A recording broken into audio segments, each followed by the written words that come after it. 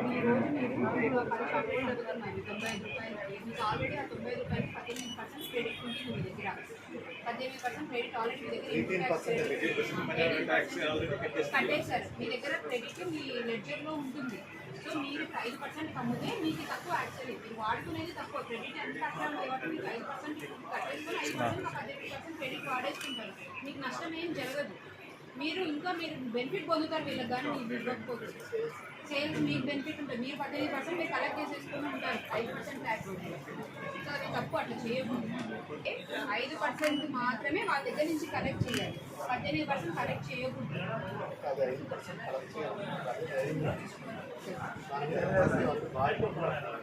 చేసేసారు, చేంజ్ చేయాలి సార్. అవును సార్, వీళ్ళకంతా శాప్ అని ఒక సాఫ్ట్వేర్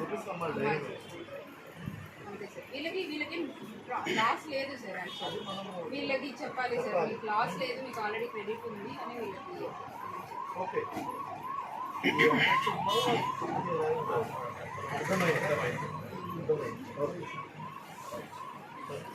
వీళ్ళు ఓల్డ్ స్టాక్ ఎట్లుందో అట్లా ఎంఆర్పీ రేట్లకు అమ్మేసుకుంటున్నారు.